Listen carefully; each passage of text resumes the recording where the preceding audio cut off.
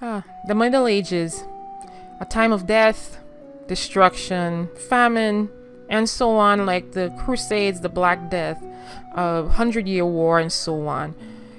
But we didn't always stay here. There was a time period where that came after this, where we also had much prosperity economically, politically, and socially. It didn't last forever, but that particular time period after the Middle Ages is called the Renaissance. And this is our new unit, Guided Notes 6.1. And here's our unit standard. By the end of this lesson, you should be able to identify the major artistic, literary, and technological contributions of individuals during the Renaissance. This is your standard 4.3. The Renaissance, it literally means rebirth, and it comes from a combination of French and other languages. So in contrast to the Middle Ages, the Renaissance was a time period in much of Europe where art and culture just came out and flourished, and it was inspired from the classic cultures of ancient Greek and Rome.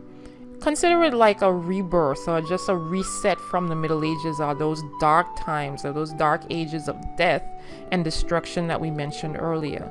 It was that bridge from dark and unknown times to a modern time of prosperity and knowledge and scientific discovery. In Italy became more urbanized than other city-states in Europe or countries. Now within Italy there were states, and 5 of the most powerful states in Italy were Milan, Venice, Florence, the Papal States, and the Kingdom of Naples. Now, if you recall, I mentioned one of those major city-states, or one of those states within Italy, as Florence. Now, Florence became the major city-state in much of the early 15th century. That is the early 14 or late 1400s, right? But a small, wealthy group of merchants, the Medici family, made that possible. Through their wealth and influence, which was from the banking system that they developed, they funded many of the artists during the Renaissance. This is known as being a patron of the arts. So when you fund an artist to help them commission their art, you're known as a patron. They also are considered major influencers of the fashion and social culture of Italy. So this is much of the modern fashion that we wear today was influenced a lot by the Medici family. And as you see here, this is a sketch of Lorenzo de' Medici, who became quite a popular politician or statesman or influencer in Italy, and also Cosimo de' Medici. This is Niccolò Machiavelli. Niccolò Machiavelli was a prominent author and a prominent politician in Italy. And he's best known for his book called The Prince, and it became one of the Western world's most influential works on political power, which is still used today in most modern day societies. The Prince focuses on how to get and how to keep or maintain political power.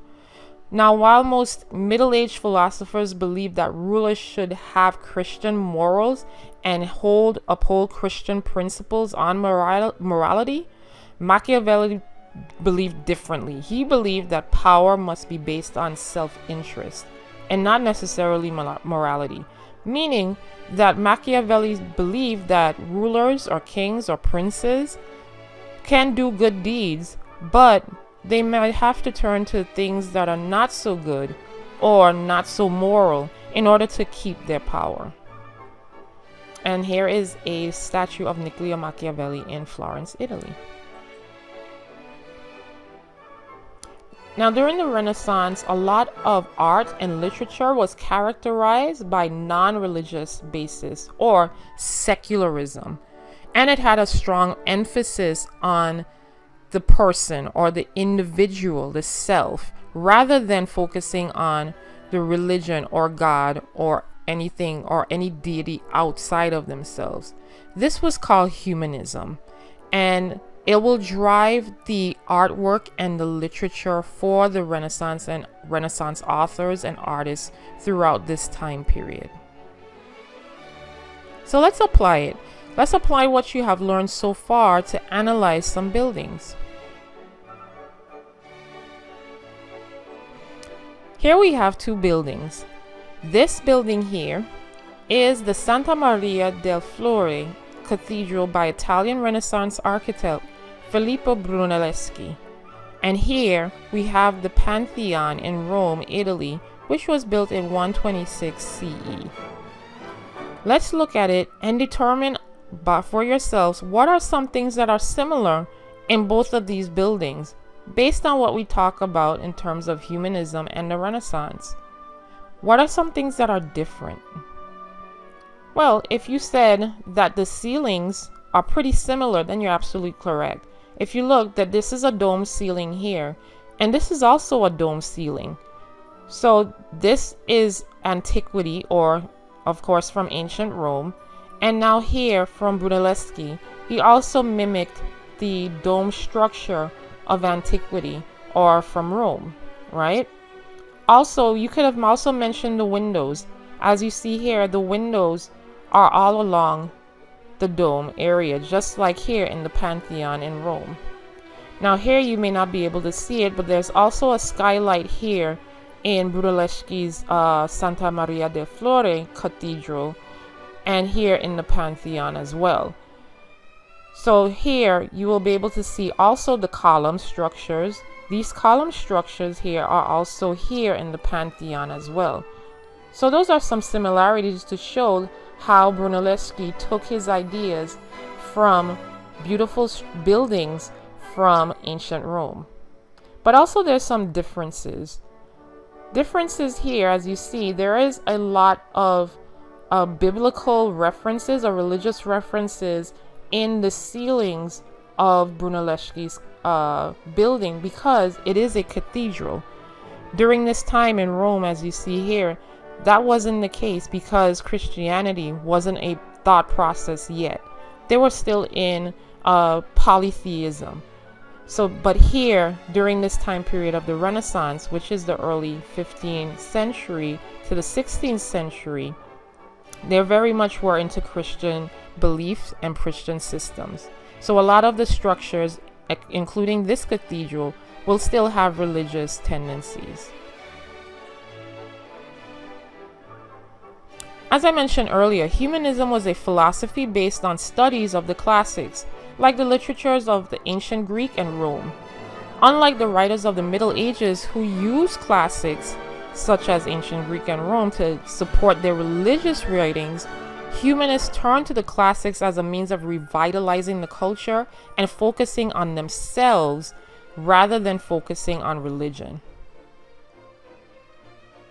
Many scholars and humanists began to write in vernacular rather than writing in classic Latin, which became popular in Italy.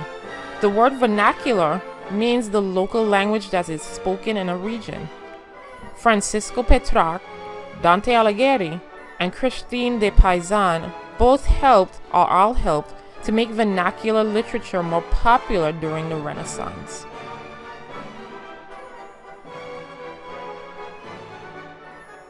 And here's Petrarch. This is Francisco Petrarch, or Petrarca. Petrarch was his anglicized name. Francisco Petrarch fostered a development of the Italian Renaissance humanism by obtaining Cicero's letters, which were ancient Greek letters. And also later, historians regarded him as the father of Italian humanism because a lot of his work reflected on philosophies of reflection of the self and reflection of how humanity works in society.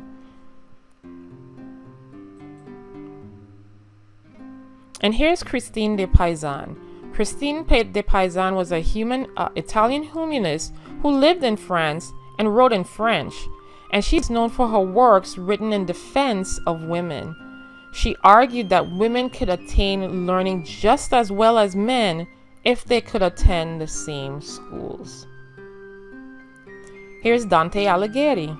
Dante Alighieri was also an Italian humanist and author and wrote his masterpiece called The Divine Comedy in the vernacular, or his native dialect of Florence. Dante defended his use of the vernacular in the Divine Comedy, arguing that if he'd written it in Latin, only scholars would have understood him and not the local people in Florence. And here's another person, Johannes Gutenberg. During the Renaissance, education became really popular and also secular, meaning non-religious, and humanist. The invention of the printing press by Johannes Gutenberg, which is him right here, affected how knowledge was distributed, and more people became educated because of it. So the books that we just talked about from Christine de Pizan and Petrarch and Dante Alighieri was printed by Gutenberg and was being able to be spread across all of Europe. So now more people are being able to be educated rather than be in the dark time period, a dark knowledge of the Middle Ages, where they had to rely on just the priest and what the priest said. Renaissance artists wanted their paintings to look realistic as possible and expressing that humanist or human-focused worldview. Realistic portrayals of the human body became one of the main goals of Italian Renaissance art, as you see here in this famous painting by Leonardo da Vinci, the Mona Lisa. So here we have Tommaso de Giovanni, and he was considered the first Renaissance artist, and he went under the name Masaccio. Yeah, that's a hard name to say. De Giovanni produced frescoes that are considered Renaissance pieces today. So what is a fresco? A fresco is a painting done on fresh, wet plaster using water-based paints. So as you see here, he also used the laws of perspective, which was another Renaissance feature, to create that illusion of a three-dimension look or a 3D look.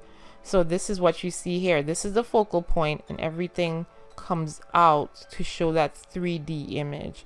And that was a primary feature in most Renaissance art. Here we have Leonardo da Vinci, the Renaissance man.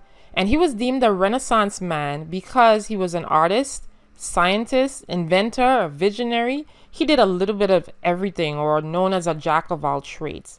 One of his most recognized and most famous paintings on earth to date is La Gioconda, or better known as the Mona Lisa.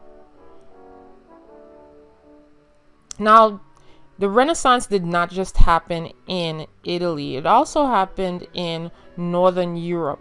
And many of the Northern European artists sought to create realism in their art as well, but they took a different approach to Italian artists. The painters of the Northern European Renaissance are known for their realism and their detail to facts, and also everyday life. They're also known for using oil-based paintings for brilliant color rather than the water-based paints that Italian artists use. So some of the Northern European Renaissance masters include Jan van Eyck, Albrecht Dürer, and Robert Campin. And here is a picture or a painting by Jan van Eyck, is the Madonna Chancellor of Rodin. So let's show what you know. Let's see how much you learned from this lesson. These are two pieces of artwork done by Leonardo da Vinci. One is a self-portrait, right here, and this is the famous painting called La Gioconda, or the Mona Lisa. How do these two pieces of art show as an example of humanist art? So if you said that these two pieces of artwork show the human form in realistic or in great detail, then you're absolutely correct. And that concludes our review or our concept of the Renaissance. This was a time of rebirth, revival, and reinvention. Stay tuned for our next guided notes on the Protestant Reformation.